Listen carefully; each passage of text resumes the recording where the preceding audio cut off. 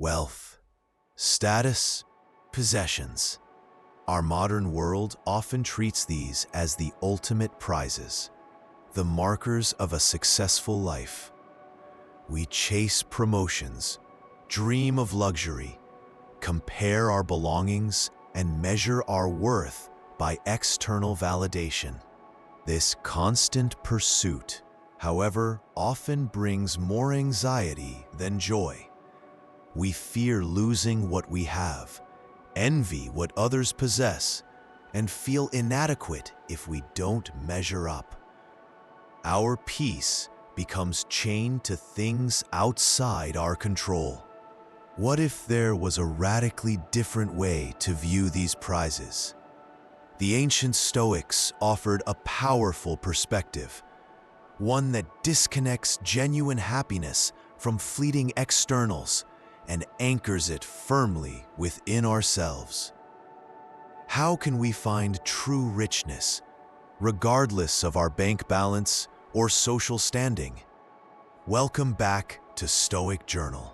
The Stoics classified things like wealth, health, reputation, and possessions not as good or bad in themselves, but as indifferents, adiaphora. This doesn't mean they didn't care about them at all. They further divided them. Things like health, functional wealth, and a good reputation are preferred indifferents. It's natural and rational to prefer them if they can be obtained and kept virtuously. We don't seek poverty or sickness. Conversely, things like sickness, poverty, and a bad reputation are dispreferred indifferents. We naturally avoid them, but crucially, their presence doesn't prevent us from living a virtuous and therefore happy life. The key insight? None of these indifferents, preferred or dispreferred, determine our actual well-being or moral worth. They are external to our core self. If externals are indifferent, what is truly good? For the Stoics, the answer was unequivocal. Virtue. Living virtuously, acting with wisdom, justice, courage, and temperance is the sole source of eudaimonia, or true human flourishing.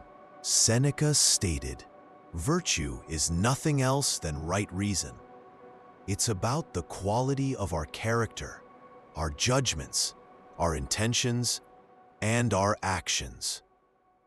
Whether we are rich or poor, famous or unknown, healthy or sick, we always have the opportunity to act virtuously in the present moment."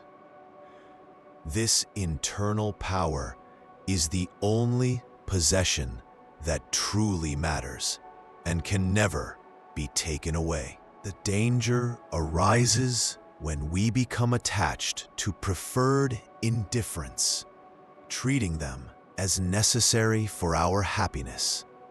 This attachment inevitably breeds suffering.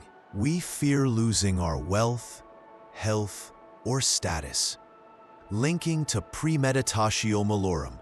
Premeditating loss helps here. We feel envy towards those who have more. We may even compromise our virtue, act unjustly, lose our temperance to gain or keep these externals.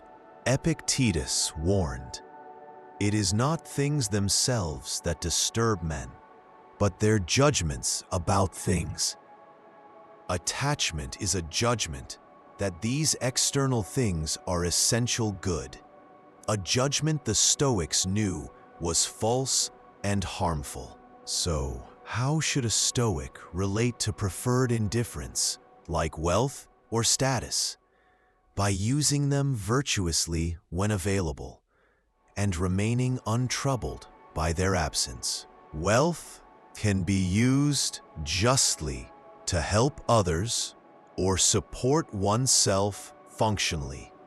Status can be used wisely to exert positive influence. Health allows for more vigorous action. They are tools, resources, but the use must always be governed by virtue. A Stoic aims to act with wisdom, justice, courage, and temperance, whether they possess these externals or not. The virtue lies in the action and judgment, not the tool itself. As Marcus Aurelius might practice, assess each situation. Is this preferred? Yes. Can I pursue or use it virtuously? If yes, proceed calmly. If no, let it go without distress. Ultimately, the Stoics radically redefined true wealth and status. True wealth isn't measured in coins or property, but in the richness of one's character, the tranquility of one's mind, and the soundness of one's reason. True status isn't derived from titles or public opinion, but from the internal strength, integrity, and self-mastery that allow one to face any circumstance with virtue and grace. This inner wealth, this status of character, is the only kind that is truly secure, truly fulfilling, and entirely within our control.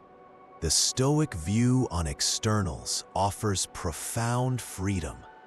By recognizing wealth, status, and possessions as indifferents, preferring them virtuously, but never needing them for happiness, we break the chains of anxiety, envy, and fear.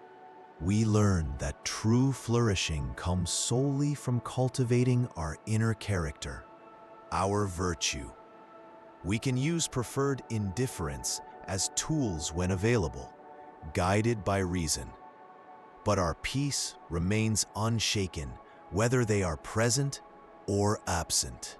This is the path to genuine contentment and unshakable resilience, a wealth no one can tax, and a status no one can revoke. Thank you for exploring the Stoic view on externals with Stoic Journal. How does society's focus on wealth and status affect your peace? Share your reflections in the comments. If this perspective offered value, please like and subscribe. Cultivate your inner citadel. That is where true wealth resides.